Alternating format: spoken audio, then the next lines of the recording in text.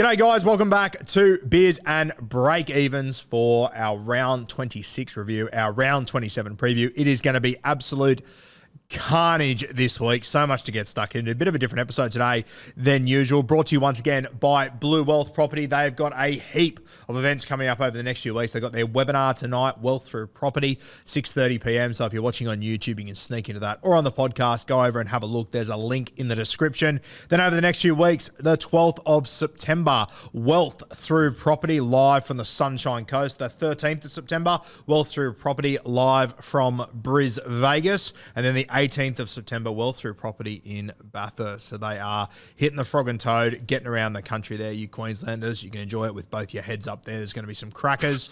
Welcome him in, my co-host, my best friend, my 5'8", my soulmate, T. Williams. How are you, brother? Good to be back, Roo.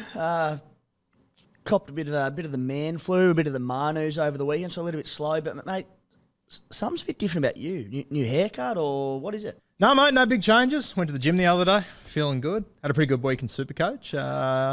Got my two little mates here. This is Tim from 2020. This is Tim from 2023. Back-to-back champions, Guru, hashtag Guru, back-to-back. Been a good week, mate. You're a dickhead. The King's back on top, baby. Yeah, mate. Look, there's not going to be any white flag waved here, but it might be at half-mast at the moment. So we're sitting right now. I've got 319 points on Timmy. You have got one extra player this week, Jack Howarth, who I discovered for you, but that's fine. So 319 points. Timmy's got one more player than me, so you could push the argument of an early crow, but I think I'm home this week. In saying that, I'm only 319 in front of you because one of your captain choice got injured, Manu, on the weekend. Same thing could occur this weekend. Things in SuperCoach can change very, very quickly, Roo. We've seen it time and time again. And unfortunately, my Joey Manu captaincy play lasted all of 23 minutes, only for Sully to come in and trash him. But that's okay. That's the game. But in tough times, there is light. And this could happen to you next weekend. As I said, I do have an extra player. I'm banking on maybe a few sneaky late restings. Greg Marge will be a big one. So if I can pull another one or two players back on you and have sort of three on you, it's possible. Yeah, well, there could be a bit of a domino effect if Marshu gets rested. And then you made a really good point this morning. If Ellie Katoa gets rested and Jack Howarth jumps in there, I'd lose Ellie. I don't have Howarth. You do. So with a good captain choice, it could start to swing quickly. Yeah, it is one of the great possibly the earliest and biggest early crow I've ever seen in my life, mate. I've had all this stuff for 6 weeks. For once in my life, Guru, I do need to commend you because we came in here 2 years ago and you're a bit of a passion project of mine. Just get away from the real world and give back to the little man. You were a little-known nerdy draft player at the time. And I said, no, I see a bit of potential in this kid, much like you with Jaman Hopgood. And I said, I'll take him under my wing and see what I can develop him into. And after 2 years of you following my trades and my skippers, you finally went out on your own last weekend. You went against Dallin Wateni's Lesniak, who flopped, and you went for 2 pod plays in Cherry Evans, who went bonkers, who I also ended up with, and Tolotau Kola. And that was a call that you made from the heart, mate, and you went for it. So while you'll be my protege no matter how many of these bloody cups you win in a row, I'm a little bit proud of you for making a big play late in the season.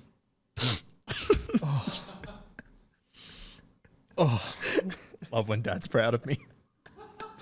Oh, that was special. That was special. Oh. I sat there and I was like, you know what? If he's going to get me, he's done it in style. So, but it's a big weekend ahead. It is a big weekend ahead, and you'll be happy to know that obviously the Cola play. I mean, the Cola play was a big one for me, but I mean, you got Scotty Drinkwater, which they might have got the exact same score within a few points of each other anyway. But you'll be happy to know that Cola, I was celebrating him getting me home in Classic, but at the same time, he was simultaneously dry fucking me in draft and finishing my season. So, do you want to hear one of the great heartbreak stories of all time? Hit us. So I come into my draft weekend against... this is going to go down particularly well with you wearing all that shit as well. Oh, yeah, mate, I was almost in tears on Sunday night. I'm not even slightly kidding. Came in on Monday. Kempy's like, how was the weekend? I was like, fuck off, Kempy. Fuck off, Kempy. I don't want any of your shit right now. So I go into the Newcastle Knights versus the Sharkies, up 70 points. I had KP and Adam Elliott. Shout out to our boy Adam Elliott. Played huge minutes. Finally delivered when I needed him to. KP had a blinder. My opposition had Marcio as captain. Stevie, one of the, I was going to say subscribers. He is a subscriber, but he's also a contributor for the SC Playbook. Draft champion contributor, fella. Stevie Havener. Yeah, the draft expert. He's in the draft grand final this weekend, so Timmy's plucked out a special one there for you. I have. He's actually also taken a bit of a backseat with his content this year, just due to being a busy man, and it's the year that he makes the final of his draft. So hopefully that's enough to inspire him back into the content game next year for SC Playbook. But he might be one of them blokes that just, when the going's good, he gets around it and he crows, and when it's not, he takes a spell. No comment, but I'm as shocked as anyone who's in the grand final. So then I came into that game. I was up by 70. I had KP. I had Adam Elliott. He had Marzu. He has Nico Hines, so he got ruled out. So he picked up Adam motherfucking Clune of his footsteps Falco over there. And then he had Phoenix Crossland, our boy. And, mate, I was up by 70 with 10 minutes to go. Have I told you this story or not? I'm briefly, yeah. Fuck. Not all the details. I know one big. I'm up by 70 with 10 minutes to go, and then Jesse Raymond comes out and whacks KP, injures him, and KP walks around the field like this for 25 minutes or whatever, for 10 minutes or whatever.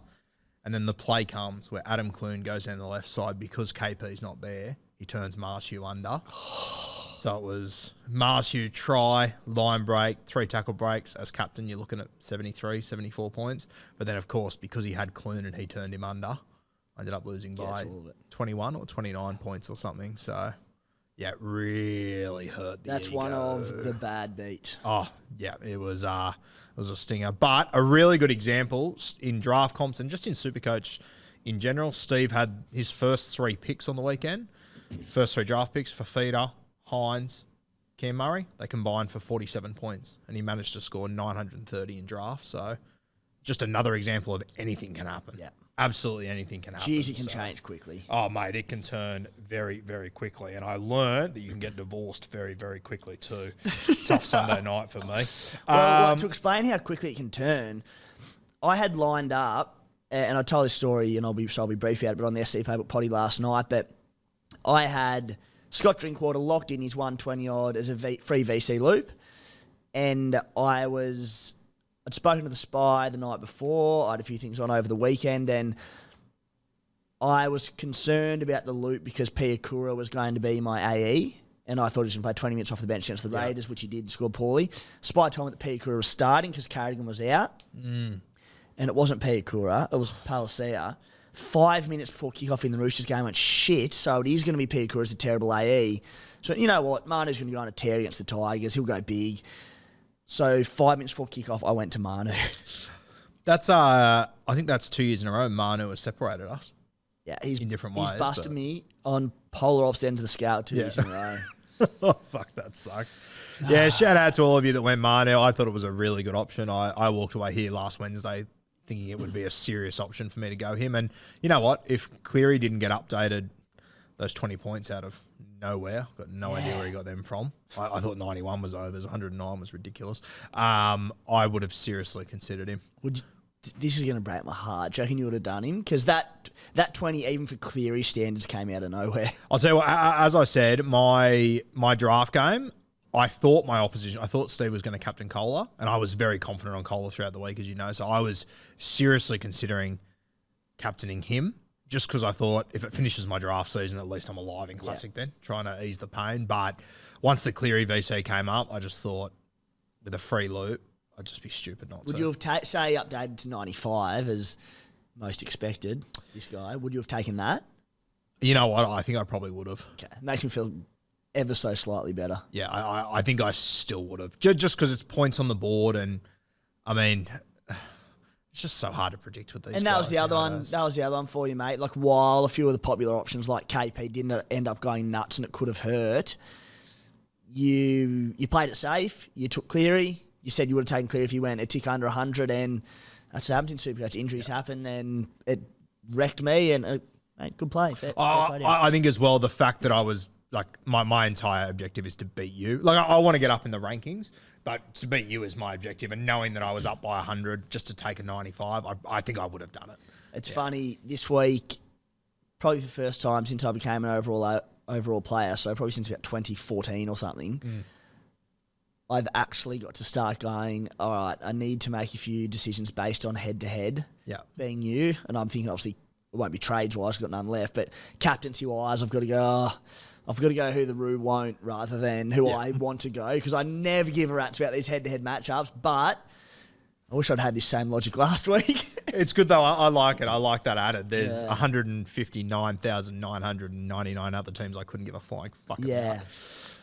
It's good. I like it. But as Supercoach should be, going head-to-head with your mates, trying to get one up. It's like awesome. It. Yeah, it's unreal. It is awesome, yeah. Very good. Now, I think the biggest oversight by us throughout the entire year has been that we stupidly never actually entered our teams into the same league at any point. I know. So we actually can't see each other's scores throughout the weekend. So we're like constantly texting each other to send screenshots of our teams and everything. And I feel so awkward asking you for it 3 times a week that I end up asking Steve for it. Because it's 6:01 every Sunday evening, only when I know Guru's had a good week and I've had a shit week. Screenshot of your team, please, mate. What's your score?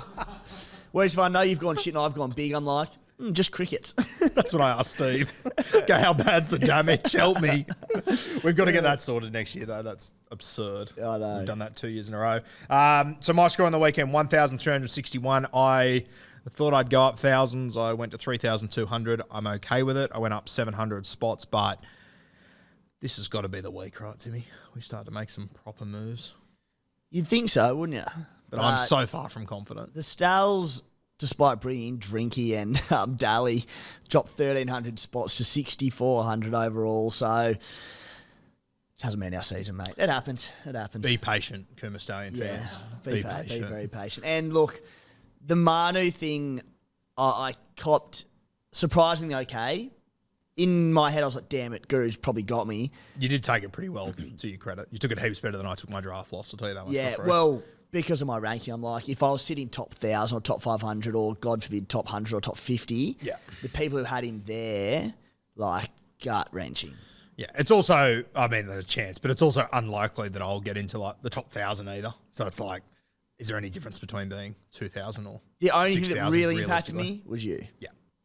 Yeah, so 319 points separates us this week. I've got one trade left to talk about who I'm looking at with that one soon. You got no trades left? Yeah, so last week I didn't want to get that Piakura 15-20, whatever he ended on, as my AE. So I had 17 players. Yeah. So when Nico's ruled out, I was really keen on DC for that matchup. And again, for this week's one, so I was like, screw it. I'm just going to roll the dice. And my logic was, if you can go like 120 plus, even if, Nico comes back this week and, I could have traded, say, Garrett last week, got the extra player, boom, there's a 60 and a 60.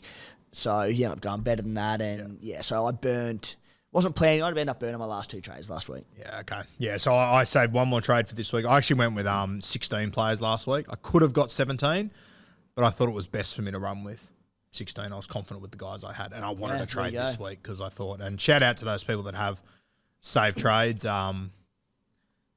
We touch on it now. My sympathy for people without trades or that are blowing up about restings.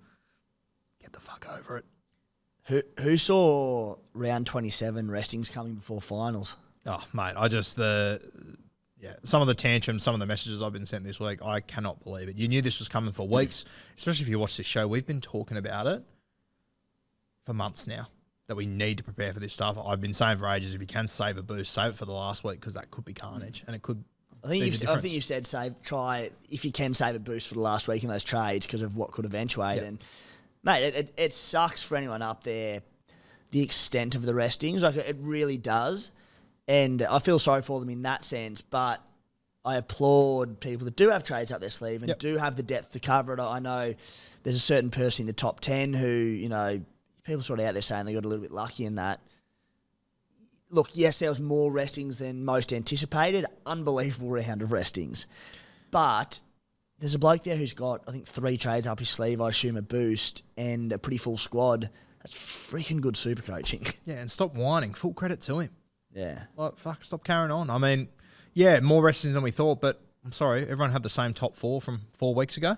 Like, we knew this was coming. Is there any shock that Brisbane and the Penrith aren't even resting? You've actually got away with more than what we thought we would. Realistically, you should be happy. Stands, like Nathan Cleary, Brian Toto, a few of these popular players. And we'll get to it soon, but everyone that went heavy on the Warriors, this was always a risk. They're a top 4 team that's locked in. I know the coach said he wouldn't, but common sense had always said it made sense to rest. We've been saying this for weeks, and I'm not surprised. It would be stupid for the Warriors. We've said it every week. It would be stupid for the Warriors to send everyone to Brisbane to play the Broncos, to play the Dolphins, come home, then potentially go back to Brisbane next week. It just makes no sense whatsoever. No, not at all. So that's it, mate. Yeah, it wasn't rocket science. Sit here and preach depth and all that sort of stuff year in, year out, and well, on a very tough season for the Stars, it's a bit of a silver lining. Like, well, at least the depth argument held up. I just wish my team was going better to capitalise on it. Unfortunately, we're not. But anyway, and like it is frustrating for people up the point end of the rankings, but as far as I'm concerned, good luck to anyone that saved trades. Yeah, it's part of the game. It's the same as during Origin. You're going to have to be prepared for that.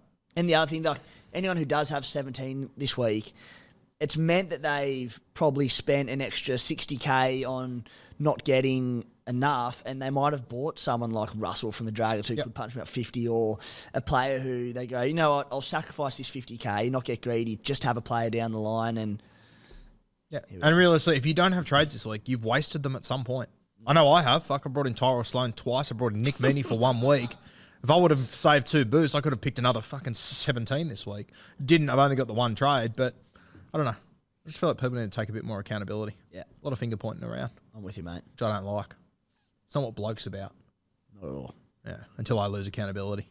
That was a cracker on Monday, by the way. Yeah, that's funny shit. Yeah. I've been practicing the chicken dance all week. I'm ready to go. That's going to be a treat. All right. Let's have a look at our weekly winners, and in no shock to anyone, I haven't got up on my screen yet. I have got those hats. They have arrived, so they will be coming out this week. I will be sending them this week, so I would say you will have them next week, your hat and your football coming your way. Mate, people very lucky. I actually managed to find some blue ones. Mate, that's awesome. One of the great winning names this week, Beers and Breakevens group winner, Daryl Carrigan. 2 hats. That is outstanding. Rory, 1,659 points. That's such a good name. That's the best of the year. I don't remember any others, but I will not forget that one. Yeah. That's a chicken dinner. How good? How much did he score, sorry? 1,659. Good God. That is an enormous week. Tell him he's dreaming. So he was second overall in SuperCoach this week. Wow. So okay. Awesome. Good stuff from him. And how are we looking overall? Overall, we've got Here Come the Bears, Glenn, who actually reached out to me yesterday and had a bit of a yarn and said cheers for the content. And I think he said he might have been whacked a little bit hard. You mentioned you as well. You mentioned you, Roo. Cool. Yeah, you got to start. So cheers, Glenn. Glenn is in 4th. He's only about 80 odd off the lead. Sorry, he's in 4th overall in SuperCoach? Yeah. Okay. So, and leading our comp? Leading our comp. Sweet. So he's the one we'll be riding home. The thing is, the way this week's panned out, someone could win it from deep. Yeah. Yeah. And I'm sorry, but that's how it should be. That's exactly how it should be. You should be able to have a red-hot crack from anywhere to win it. So very, very exciting. Who else is sort of at the top of our list, mate? Who else is in contention? We had a few drop-off last week. So Dummy and Run, Aiden, is in 11th. Our man Raging Pole, James, dropped to 13th. He had a bit of a stinker. Sombrero Kings, Daniel, 17. 12 years, let's gone. Evan, 18. He's been thereabouts the whole season. So plenty up there that could make a move this week with the right numbers and trades. But Here Come the Bears. He looks the best placed as it is. How good. Love that. Best of luck to all those guys. Obviously, $5,000 coming the way of the winner from Blue Wealth Property. $5,500 if you're an NRL club member.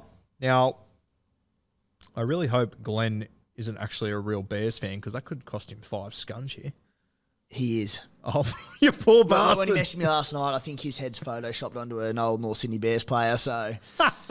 Well, we'll talk to Tony. I reckon, without putting words in Tony's mouth, I wouldn't be surprised if he meets us halfway on counting the Bears. I reckon it's a fair If chance. not, we might take care of you. Yep. So, fingers crossed. Glenn, Dummy and Run, James, Daniel, how good. Best of luck to you all this weekend. All right, let's get into the carnage, mate. Teamless Tuesday. Normally we sort of go through all the guys that are in and out. If we were to go through all of them, we'd probably miss the games this weekend, though. So I have sort of just narrowed it down to the real SuperCoach relevant guys. Broncos v Storm, Thursday night, 7:50 from Brisbane. For the Broncos, obviously, a stack of guys rested. The relevant guys, Payne Haas, Reece Walsh. We don't own either of them. Either. Yeah, gun. How good. Cop We do that. own one in the back rows, though. You do. Piakura. Piakura's in, baby. Yeah, that's a big little win for you guys. Jeez, I was happy about that. Yeah. Especially after him playing off the bench cost me a whole heap of points. I'm like, he has a chance for redemption. Yeah, it's a nice little grab there. That's nice.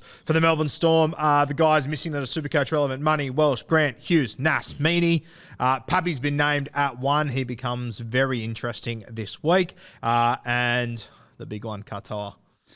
Held on. How fucking good. That hurt. I wasn't surprised by any means because they're obviously trying to get minutes under his belt following being out for 5-6 weeks. You just never be confident, though. No, so I'm praying that maybe there's a game day swap. Maybe Jack Howarth starts on the edge, Katoa to the bench. Better yet, Katoa out. But, I mean, you can only really rest a certain amount of players before you start digging into your Harold Matt's side, can't you? You're 16, so... Mate, how's going to start? And he's tunning. Please. Supercoach poetry. Please.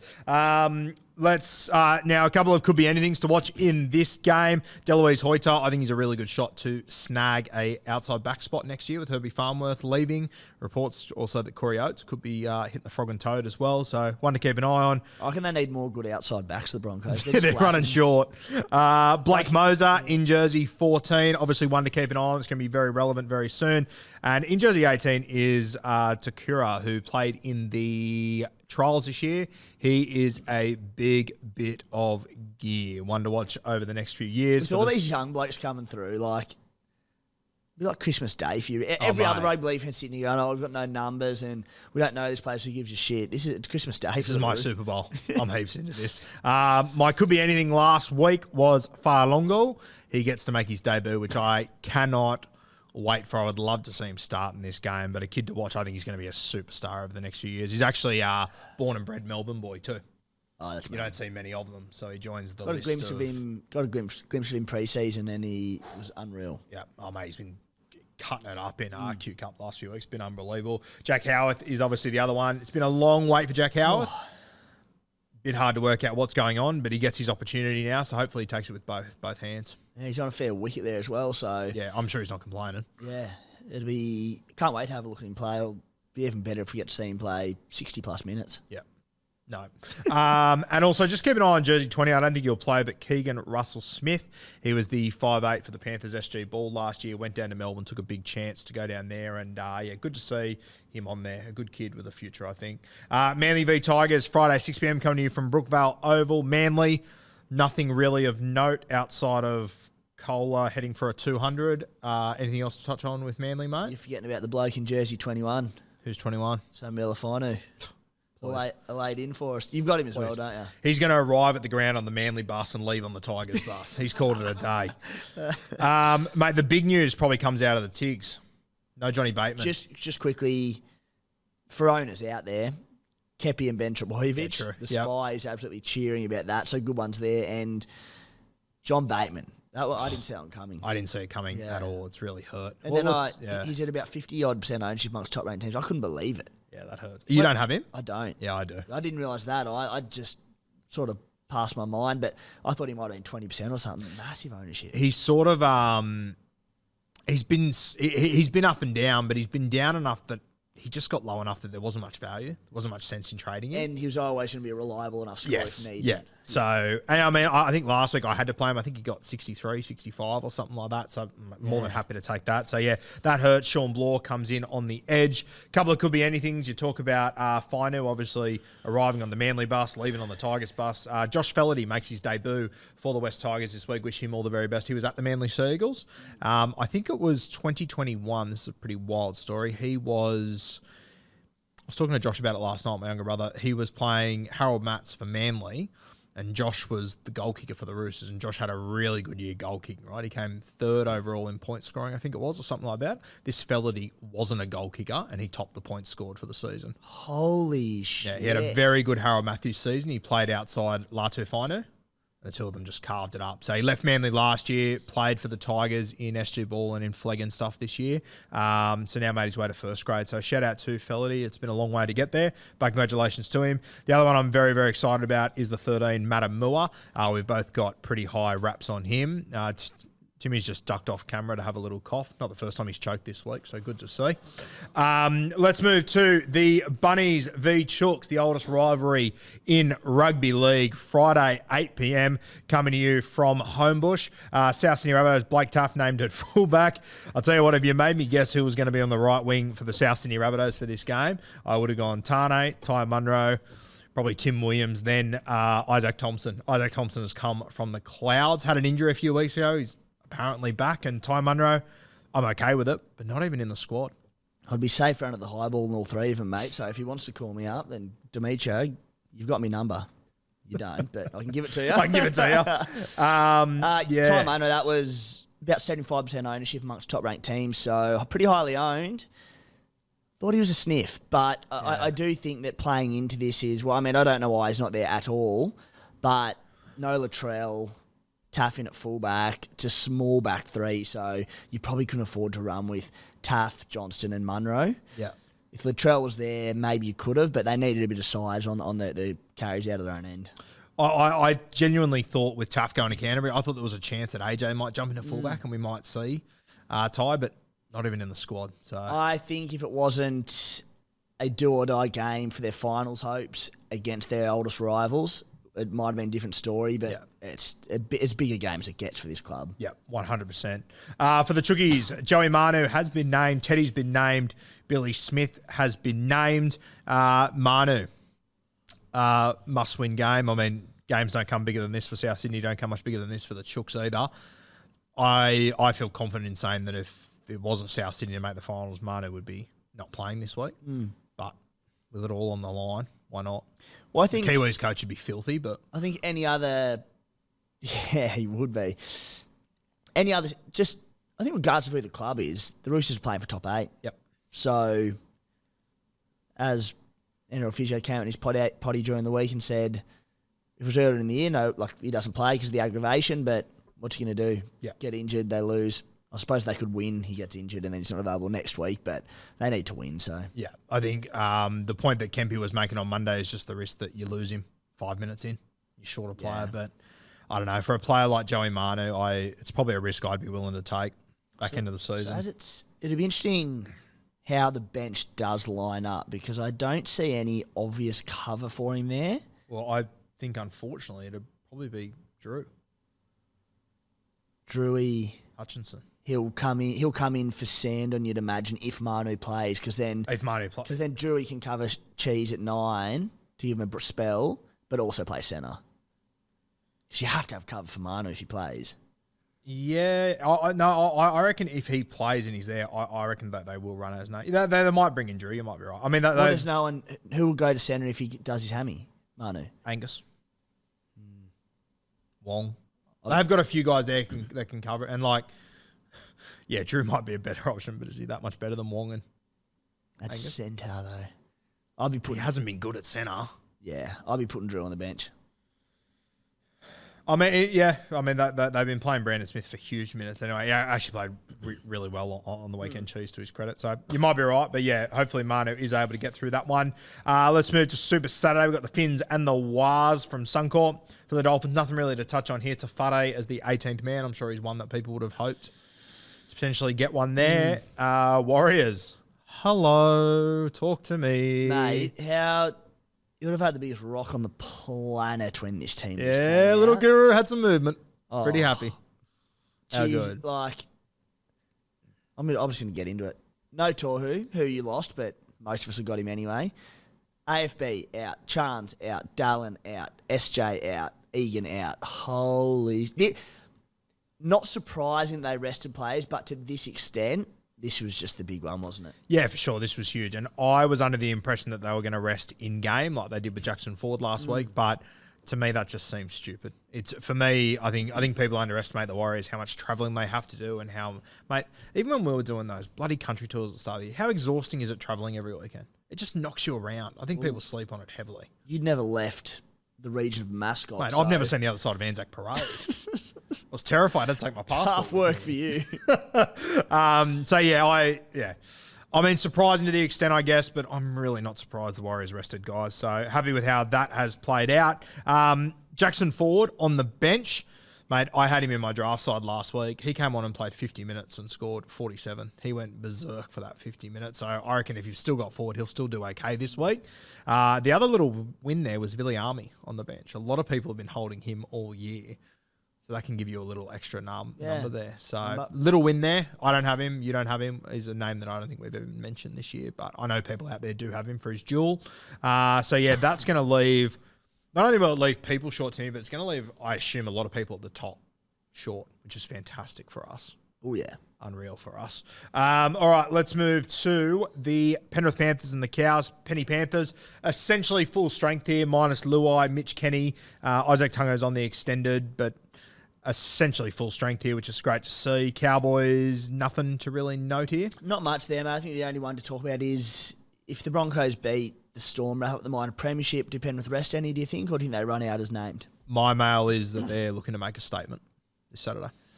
As a Brian Toto owner, that is wonderful news. Yeah, I'm pretty confident they all play. And Toto especially, after having a spell 2 weeks ago. Yeah.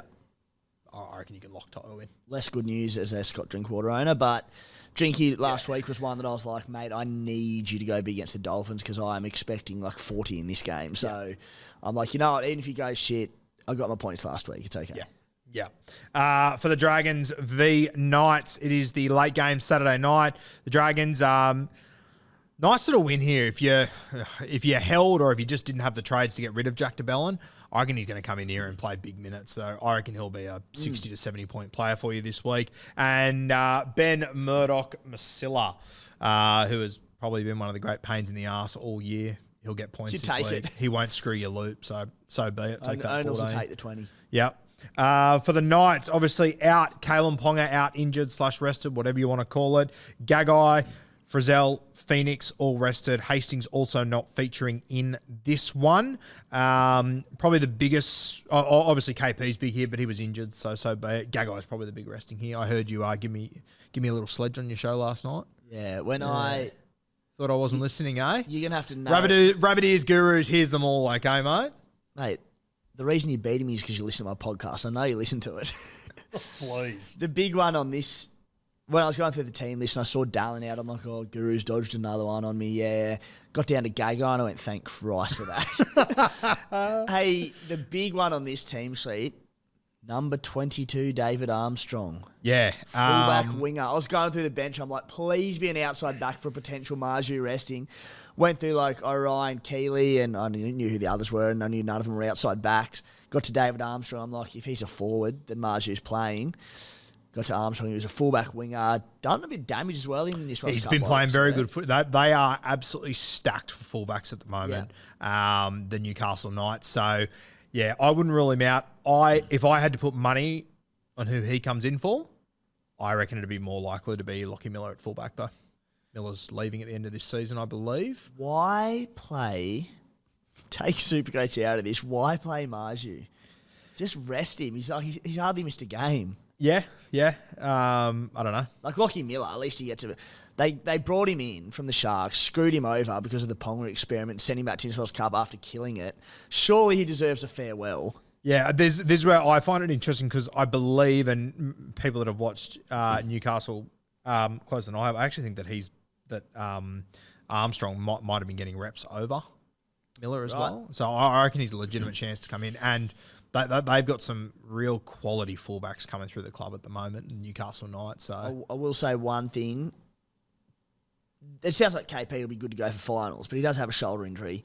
If there's any doubt over that, Miller, who's been there and done it, you think he'd be the one that comes in finals? Yeah, for sure for finals, I think so. Surely they get the run. I don't think Armstrong plays this weekend, is my vibe. Oh, and he plays on the wing for Greg Marju. Of course you do. Wonder why. So Miller at 1, Marcia on the wing there. That'll be an interesting one. Obviously, a couple of could be anything. David Armstrong's one we spoke about. The other name you mentioned there, Oren Kennedy, second row forward. Very talented, tough as nails, very typical Newcastle back rower. So, obviously, Lockie Fitzgibbon, he was named on the extended as well, I believe. He's leaving the club at the end of the season, so they've got a few guys there that could make a move over the next few years. 2 p.m. Sunday afternoon, we've got the Titans taking on the Doggies. For the Titans, AJ Brimson at fullback, Tino 13, Mo Fodawaker back in the side. The thing that caught my attention, Timmy, is the Titans bench. Kinney, Leeming, Stimson, Alec. Whether it stays like that or not, I do not know. But Tino in particular, I think we could see 70-plus minutes here. I reckon he's due a rest. Of course you do. Give him a spell. Very interesting bench there. I mentioned AJ Brimson. I think he's the guy that I'm going to bring in this week with my final trade. I'm going to bring him in for KP, which will leave me with a tick under $1 million sitting in my bank to finish the season. That's so insane. Absurd. Yeah, it's just because I went down to DCE, down to Kohler, down to Brimo. It's just freed up a heap of fucking coins. So this is where shame on me, as I said at the start, no sympathy, but shame on me for not saving an extra trade. Could have made a huge move. Oh, mate. Can't win them all. Shouted for you. Can't win them all. For the Doggies, no real changes here. No Tavita Pangai Jr. will not be given a farewell game. Sort of is what it is, isn't it? Yeah. It's unfortunate, but... just went away for it all to end, but whatever. Yeah, you sort of make your own bed to some extent, but fuck, such a talented player going to waste there. You might go belt some blokes' heads in for a year in the box ring, then come back and get another $500K a year. So. Yeah, he's almost definitely going to get another $500K a year. Or a Man of Steel. No, Jacob Preston either, who Ads was saying last night on the podcast that he had served his 2-week suspension, but I think he had a few niggles that he'd been carrying pretty well the whole season, but had to play through them because of the Doggies' injury crisis. I think they went and just did whatever the surgery was or clean-up was a few weeks ago, which made sense. So. Good call. The Cougar. Let's move to the Sharkies v. the Raiders, playing for a home final next week. This will be an absolute cracker. For the Sharkies, a big in, Nico Hines. Neither of us own him, but I'm scared. Both sold him last week. Yes, certainly scared. I mean, probably plays because I think the Sharkies will be playing for at least a home final, if nothing else. So he might not kick goals. This is not based on anything other than Trindle hits him really well, and Nico had a quad niggle that kept him out last week. So maybe Trindle kicks goals. But yeah, anyone that does have Nico, because a handful would have sold off last week, who's already starting to drop in ownership. He won't be in pod range, but big game for him. Needs to step up. I've just got a bit of mail that Nico is 100% playing this weekend. There is no doubt about it whatsoever. He is 100% playing, and he will do well. So what could go wrong? Best of luck to all of you out there. 100% playing. He's going to kill it. So fingers crossed. For the Raiders, Corey Horsburgh, season done? Jesus Christ. Yeah. You'd have to think so, wouldn't you? He'll be back for the grand final. Grand final. Love that. Imagine Big Red off a 4-week spell running onto the side. That'd be fucking mad. Papali'i also gone, which is a real stinger. Very good signs for Joe Tapine, though. I've sort of been stung by him a little bit throughout this season in draft, but as you said pre-show, has to be good things, right? Yeah, could be playing for top 8 spot, pending how results pan out, but he's got to play big minutes, Taps, I think. At the very least, I think the Raiders will be playing for a home final. So with no Papali'i, no Big Red, great news for Taps. Now, mate, we've obviously got Howarth, Farlongo, these sort of guys, but I do remember sitting here on this show with you last year talking about a kid coming off the bench for the Penrith Panthers. I was excited about Hopgood. Mate, there's a very similar player coming off the bench for you this week. He could he start? I reckon they'd probably go with Mariota in the 13 now to start, but Puru, who is in jersey 17 for the Canberra Raiders. You might remember in the preseason, we sat here on Bloke in a Bar and there was a halfback at the Sharkies that really impressed us in the trials. That's his brother. They both come from Penrith. He's been playing huge minutes in New South Wales Cup. He can play 13, can play a bit of 6, can play 9. I think 13 is his spot. It's going to be hard for him to get into this Raiders side next year because you're so stacked. But, geez, if you want to turn Corey once again into just an out-and-out front row forward, I reckon this kid could do such a good job in 13 for you. Yeah, and at the very least, if you're good enough, there's always going to be a bench spot. Yep. You'll always find a bench spot for a player. We've got a good pack, but you can always find one.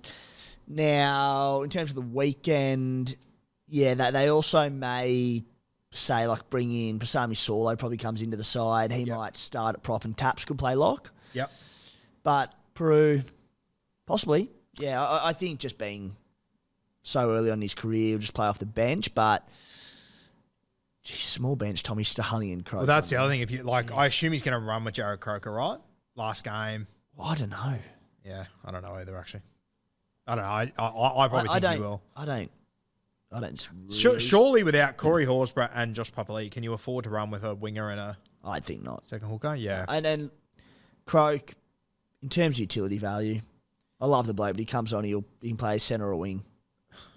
Yeah, and even wing could be a fucking stretch, Yeah, realistically. so I don't know. I don't love him. I think start him or out of the 17.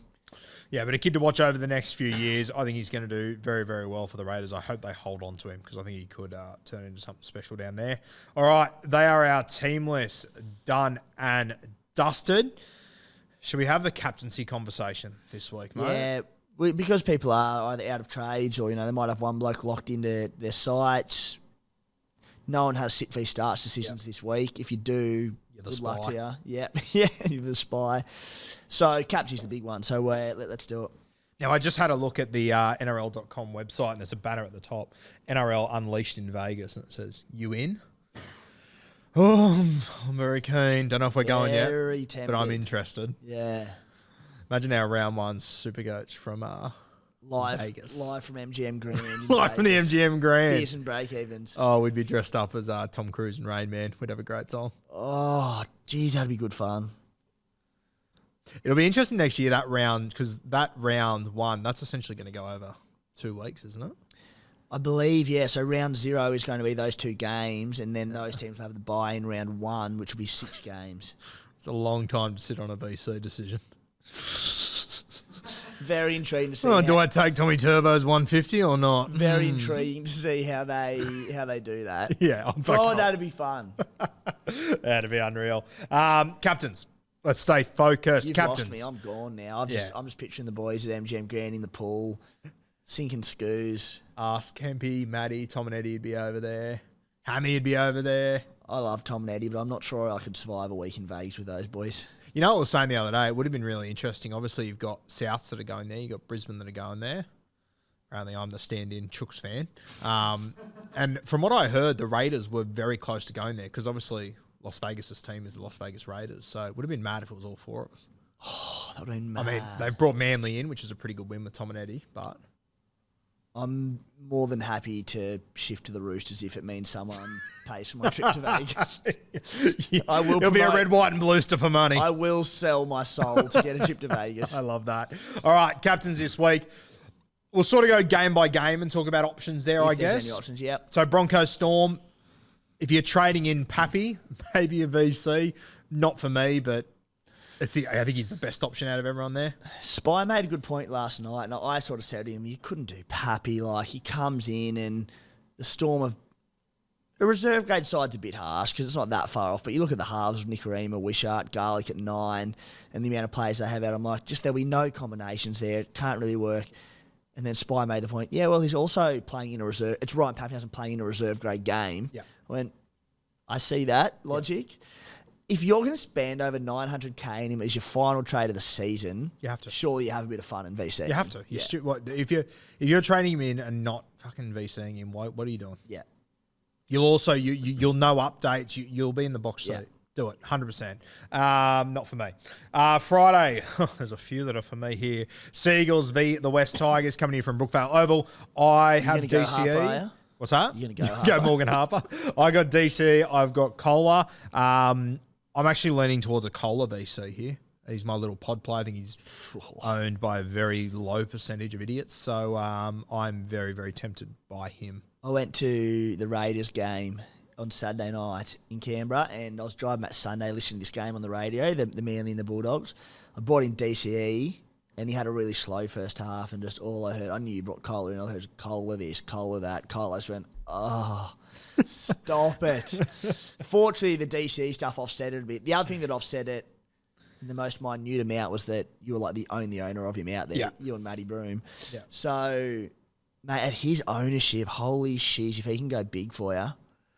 Yeah, he's very, very interesting. So Kohler, he'll probably be my VC. Obviously, DC goalkeeper is very appealing, but I've got another halfback that I think I want to captain later. Dolphins was. Do we say Voldemort's name here? Well put. He has been Voldemort. He's been our this Voldemort, season, hasn't yeah. he? To his credit, he just keeps getting it done. Jermaine Osako. Yeah. What a season he's had. Yeah. 23 tries in a team, in a fucking first season of existence in a team not making the top 8 for a guy that wasn't in first grade last year. And to his credit, he doesn't just ton up when they go big or whatever. It's almost like the worse they go, he manages to be on his score as well. So credit to Jermaine Osako. And I mean, why not? Why not a VC at home, final game of the season? Bennett, he'll get him up for it. He'll get him up, yeah. It's still a very good Warriors team, but it's also a very just a lot of new good combos, team. though. Yeah, so look, even if I had him, I probably wouldn't do it, but I can see why you'd be tempted. Yeah. You missed the Bunnies and Roosters also. I did too. Bunnies v Roosters, that's a Friday night game, not an overly important one, so you can understand why I skipped it. I've got Teddy, I've got Walker. Probably not guys I'm looking at realistically. Anyone else worth chucking up? Yeah, I mean, look, I've got the just memories of 2020 in my mind. Final round of the season, this exact same fixture, and Cody Walker broke the Supercoach record and scored 200. Do it. So there, Don't be a coward. no Latrell Mitchell. I did crunch the numbers, if I can find them here. It was Cody Walker without Latrell this season.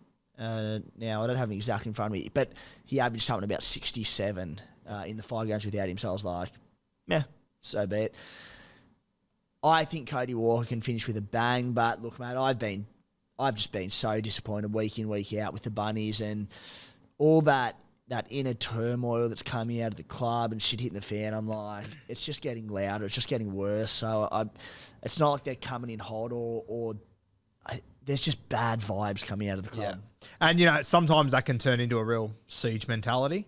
Yeah. But I'm not feeling it here. So, yeah, I think he's a genuine vice captaincy play because there's upside. If the Bunnies do turn up, they have to turn up. Couldn't be a bigger game. You know what? As I just said, like sometimes this stuff can turn into a siege mentality, but, geez, if you're coming in with a siege mentality, the one guy I'd want in my camp, Sam Burgess. If I had to pick anyone, maybe ever, probably Sam Burgess. You'd probably play him in your 17 as well. Oh, God, how good would that be? Yeah.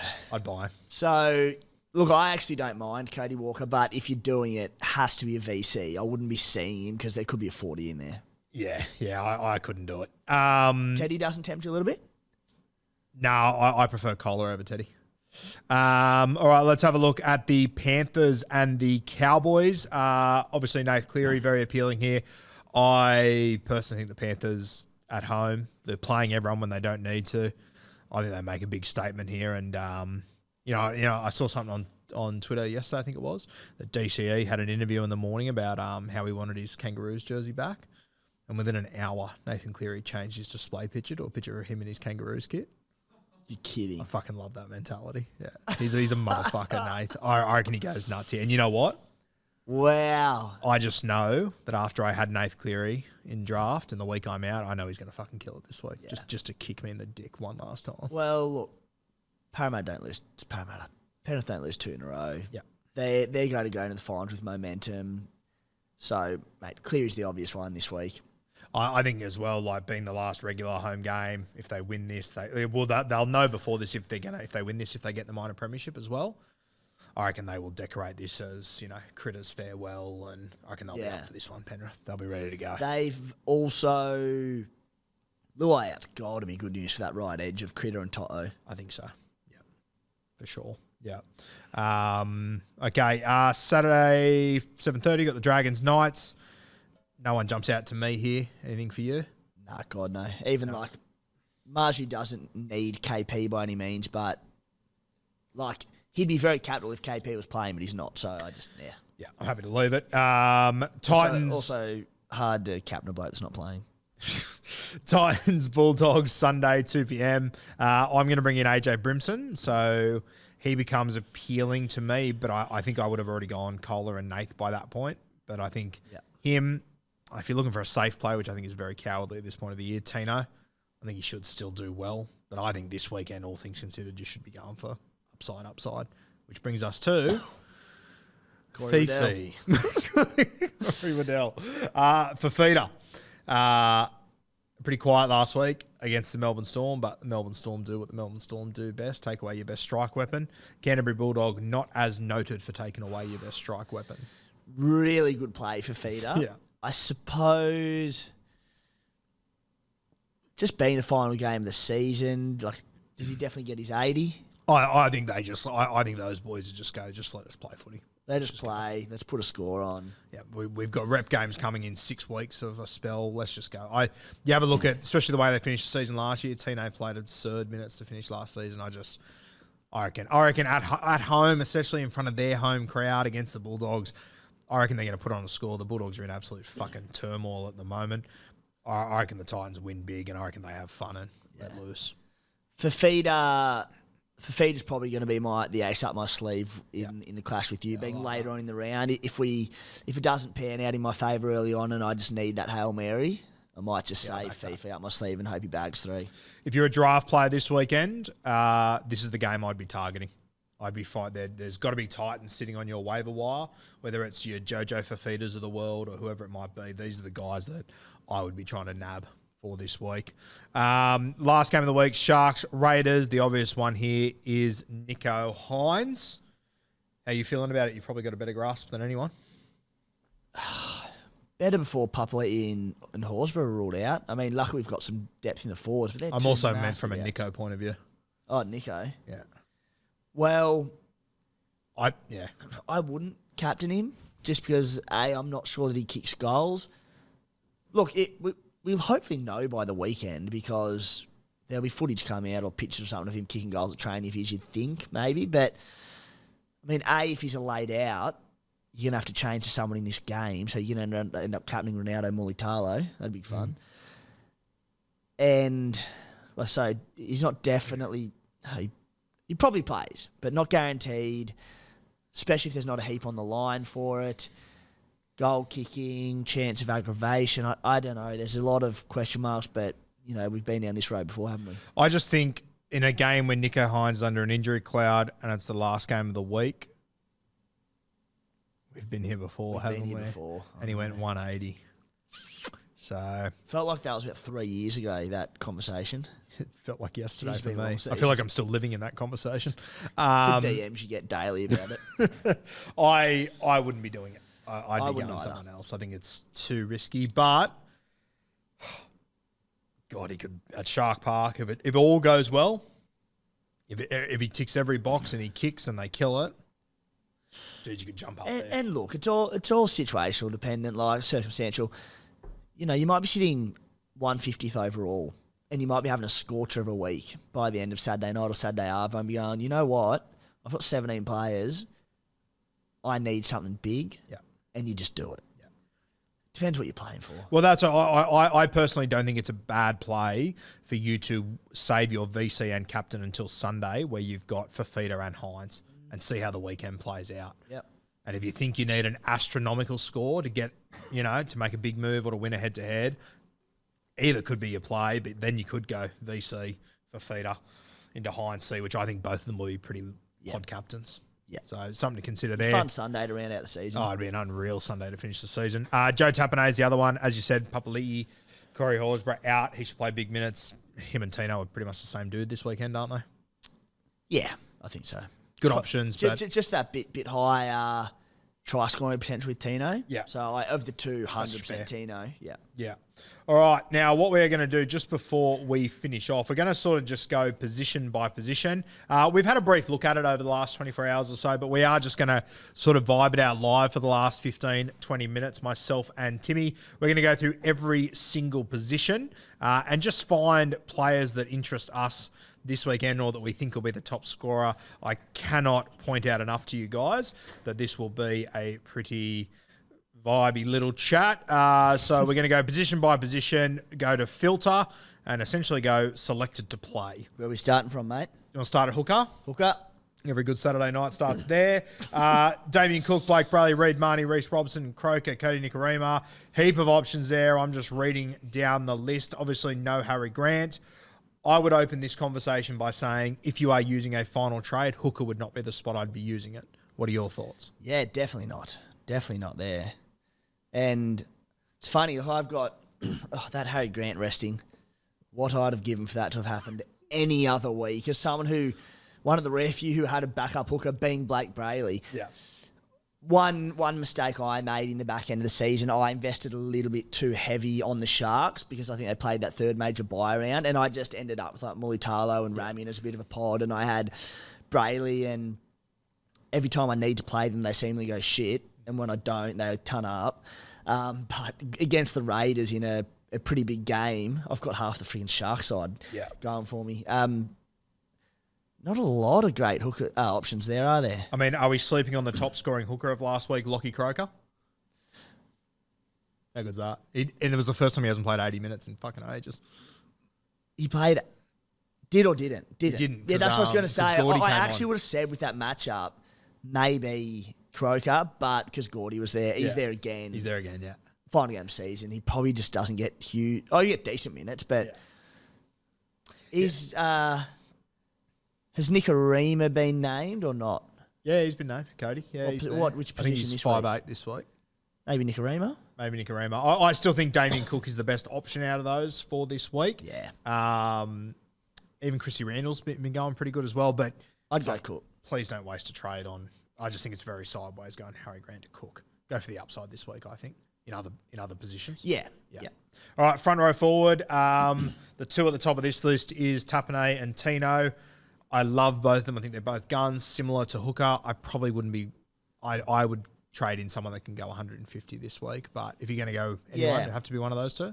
Definitely one of those two. I don't mind Tino as a trade-in, just because he's not enormous ownership. I think there is upside there. Late season game against soft opposition at home. It just reeks of him pulling a double out of his arse. You mentioned the bench they had there, could play big minutes. I don't mind Tino as a trade in this week. The other two that I thought went really well last week, Toff Sipley for the Manly Seagulls. Good matchup this week at home. He killed it. A lot of middles out. I wouldn't be doing it. But the other one I thought was fantastic last week, mate, was Tommy Flegler. He's been named captain this week with Payne Haas, Paddy Carrigan rested and all those guys. Yeah. He had a line break last week, to be fair. Scored 79, but he was going great guns. Still wouldn't be doing it. Second row forward, if you don't own Fafita, this is where it starts for me of going, he's a guy that you could trade in this week. Definitely. Yeah. The only thing is that if you're going to trade Fafita in this week, who are you going to move on to him? It's probably Johnny Bateman, which means you're going to need 200 or 300K in your bank to be able to do it. So it is going to be hard to get to him, unless you got Jules, obviously. The other one I don't mind, mate, Olaquatu. Ooh, he's a cheeky one. Not bad. Yeah, especially if you're already a DCE owner. I probably should start to consider that a little bit more. One to think about. Obviously, Tapane and Tino, they are dual positions, so you can get them. But is there anyone else that sort of jumps out to you this weekend? I like, you could go Isaiah Yeo or Scotty Sorensen. Scotty Sorensen's interesting. Yeah. The issue becomes an early rest, especially for Yeo. But Scotty Sorensen's a very genuine option there. He will be running off Cogger now, not Luai. I don't really know what that does for him, like if it's better or worse. It's such a unique edge, that Penrith left edge, and the way Luai plays, that it's hard to sort of... It could easily work out better for him. Just because Luai jumps and darts all over the place and turns blokes under. He might just run a hard line and it could work off Cogger. But I don't mind Sorensen as a play. Yeah, so a few options there. Halfback. I think if you're going to trade in a halfback this weekend, I think it has to be DCE. Yeah, I think so. Most people got Cleary as it is. You could also... Adam Clune went big last week. Fuck off. Why not actually, if you got two trades up the sleeve, just get the Clune Marju combination. I'll say this, Adam Clune... Back in the day when he used to play for the Dragons, he had a season in New South Wales Cup where he had about 30 try assists. He was on fire. If you go back and watch the highlights from that year, I reckon 75% of his try assists were this giant right to left cutout ball, which I'm hoping comes back to haunt the Dragons this week. Yeah, you know Adam Clune, when he was younger, he was like a touch football prodigy. Really? Like he was the guy in that age group. He's pretty deceptively quick. Well, when he was younger, he used to be very quick. Yeah. So there was, I think, him and Jacko Hastings and would Ryan Pappenhausen be their age? I want to say he was in that touch side too. They had a very gun side, but Clune was the guy at that age. So very interesting. Mate, what about this as a little smoky at halfback? Sam Walker. 71 last week, scored a try. If Ches wasn't so appealing, I would say potentially, but this Bunnies and Roosters clash could just be a dog fight. We know, we saw what happened week 1 of finals last year. There's no worry at Hargreaves, so that tones it down a little bit, but it could just be a bloodbath. It probably should be a bloodbath. And little 45 kilo Sammy Walker, he could be snapped in half by 20 minutes in. Yeah, he plays well above his weight though, Sammy Walker. I love Sammy Walker. If I was getting a half, I think it's got to be Ches. And the fact that Ches is at such low ownership as well, yeah. I just spent a couple of seconds.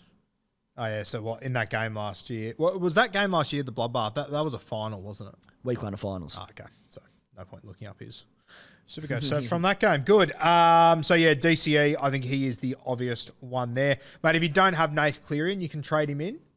Say if you're like a Jerome Hughes owner, would you go with Cleary or DCE?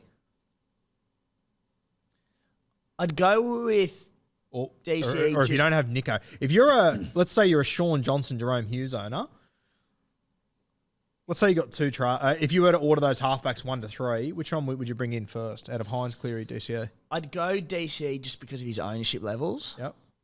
But if I'm going who top scores this week, I'm probably going Cleary, DCE, Hines. How good's that to have 3 goal-kicking halfbacks with good matchups available? It's awesome. That's fucking sick. But just because Cleary is so highly owned, if I was bringing somebody in this week, it's around 27, that'd be a bit fun. Yeah. Let's have a look at 5'8". Cody It's a big Walker. position because high scoring position.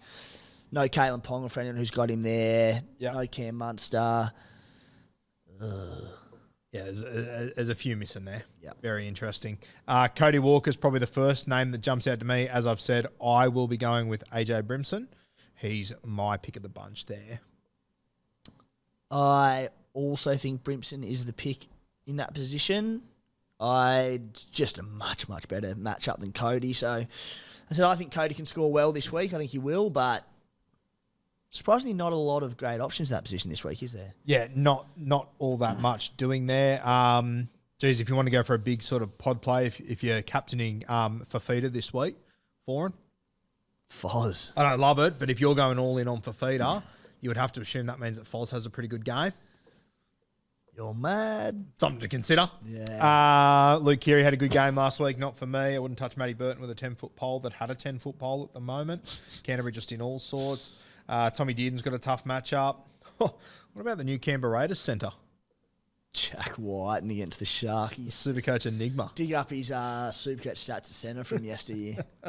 How good. Jock Madden, Tamari Martin, Wishart, Sailor. A lot of rogue options there. None for me. All right, let's move to CTW. A few good options Talk to here. me, T. Williams. A few good options here. Brian Toto, who we mentioned before. Yep. If Penrith run out that full-strength side as named, then he has a big score written on him. We've spoken about Jermaine Asako. Lockie Miller coming in at fullback, goal kicking or Clune? I don't know. I'm not sure. If you had confirmation of him goal kicking, maybe Miller. But I think there's probably better options. But the Knights team's still strong. They're playing the Dragons. Yeah. It's not a bad play. I've got my eyes on one CTW. Can you guess? I've got BK. Brian Kelly. I was going to say I'm going through and there's a few options. Brian Kelly, great matchup. Zach Lomax, decent matchup. Stephen Crichton. Yeah, Lomax not a bad pod play. Yeah, Stephen Crichton, decent matchup. Hamiso, always a good option. Hamiso. Once again, if you're going all in on Dave Fafita, Campiera has to do a lot to score, but he could absolutely light it up this weekend against Canterbury. He could. He's a very interesting guy to bring in this week. He could get a bag. Plenty of options there. You know, your Moses Sulis of the world, Daniel Tupu, Jason Saab. If you go on DCE. Why not? Yeah. What, 45 last weekend? How many ended? He scored one, I think. I think he scored 2. I might have set up 1. I don't know. Must have been 1. But you know what you're getting with Jason Saab. You need him to score 3 to get 80, but he could score 7. I mean, the one we spoke would all show, but Kohler. Yeah. Plays the Tigers. Next to no ownership. Great pickup. Heaps of options CT-dub, but of all those, I like Kohler. Yeah, I'll tell you the one that you mentioned him a couple of weeks ago, and I didn't really give it much thought, but as the season grew, I thought, fuck, I'm filthy I didn't get this guy in draft. Dan Russell. Yeah. I've fallen more and more in love with this guy every single week. Not a superstar, but I don't think he scored a try on the weekend, and he scored 60 points. On the depth argument, I had a decision maybe a month or so ago, and Russell was about 60 to 80k more. I think it was maybe about 6k more than Howard. I remember you saying all this. And I really wanted Russell. But to facilitate the second trade I was making that week, I can't remember who it was. It might have been someone like Latrell, or I'm not sure, but it was someone big. And by like 2 or 3 grand, I couldn't afford it, so I had to go Howarth. Now, as it's turned out, at least Howarth's playing. But even like last week, I would have played Russell and probably looped Drinky. Yep. I've ended up with Howarth, so if I could have snuck him in there, I would have loved to have had Dan Russell. Dan Russell, over the last 6 weeks, has played 80 minutes. He's gone 43, 44, 68, 42, 45. So very solid base player. On the weekend, he only played 73 minutes. He based 62. Wow. Very good knock. So that's with no attacking stats. He scored a 60 last week. So not a guy I would bring in, but Jesus, shout out to him. That is very, very impressive. And obviously, I just scroll back to the top. Voldemort sitting there laughing at me, as per usual. Now, fullbacks. We've sort of already covered some of them. I think Dylan Edwards is interesting, but not for me. I think I'd still rather Kohler over Dill. Yeah, I think so. What about Hamiso? Yeah, not so much. As I said, it's still a good Warriors outfit. People are bringing Drinkwater. I haven't checked the update.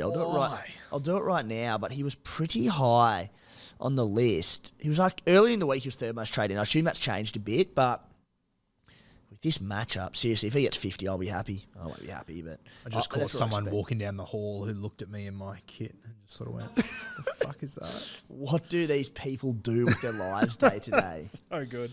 He's got 2 skulls in front of him, dressed as a king. What a fucking moron. So Drinky's the second most traded in player this week. Why?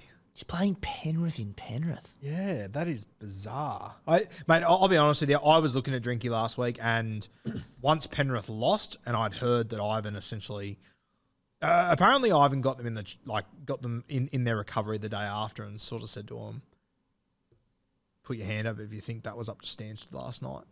Not a single hand went up, and he's like, "Okay, put your hand up. Who's going to make up for it next week?" And every hand went up. To be fair, you'd be a bold man to be the one waiting to put his hand up. I thought I had a good. No, sit down, Tom Jenkins. Fuck. But yeah, so once the Panthers lost that game and it wasn't pretty, I made the decision that I wasn't going near Drinky because realistically, the reason why I ended up going Kohler is because of the 2-week matchup.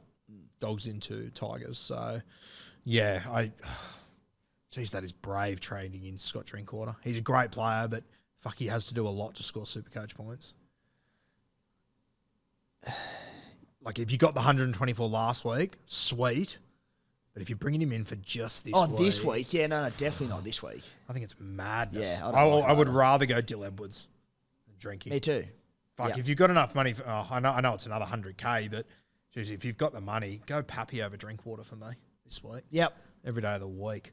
All right, mate. Anyone else you want to chuck in there? You want to give Seb Chris another shout-out? Geordie Rapana? Seb Chris had enough shout-outs this season. Tomato Martin comes back in. Torpiki. Not much doing there outside of those guys we've mentioned. So, that do us, T? That'll do us. Anything else you want to touch on? No. You want to go through the Spies sit v starts for this week? That Arsehole. one dude. So yeah, look guys, best of luck this weekend, the last round of SuperCoach. Fingers crossed you can make some big moves this week. You win your, I know head-to-head's already done and dusted, aren't they? Wouldn't know, I wasn't in any. We'll be back next week.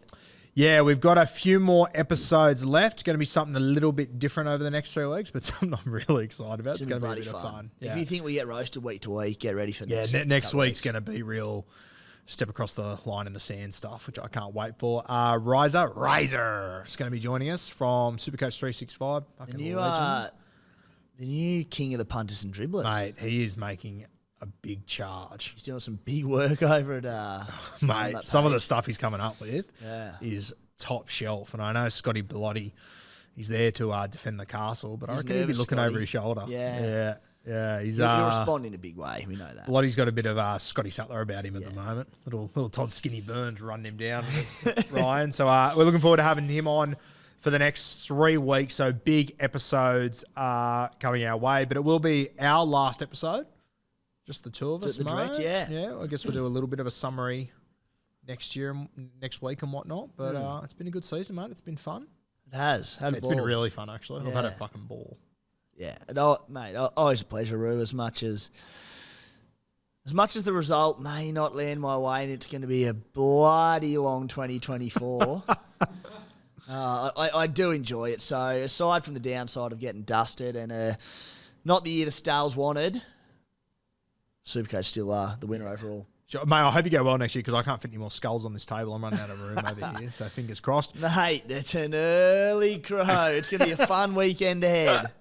I'm not coming in next week if I don't win. Yeah, we'll never see you again. Shout out to Blue Wealth Property guys. They have got their events over the next few weeks. So stay tuned for that. We'll have more details each and every week as they get updated. Go buy yourself a case of Bloke in a Bar. And also a special shout out to our main man behind the camera, Mitchy, who's helped us out all year, done a tremendous job. I have asked Mitch to work some ridiculous fucking hours this year. I've dragged him in to do weird shit at weird times. Had a bit going on in his own life and he's always made it work. So we appreciate you, brother. Thank you very much, mate. Titans fan, but he goes all right. Yeah. You reckon Dave Fafita carries the Titans? Well, Mitchy carries Beers and Breakevens. I still don't know how to turn our fucking computer on, so it's coming handy. That do us? Yeah. All right, guys, we'll see you over the next 3 weeks for Beers and Breakevens. We'll have the roastings of myself, Timmy, and Riser. Good luck this weekend. Cola 200.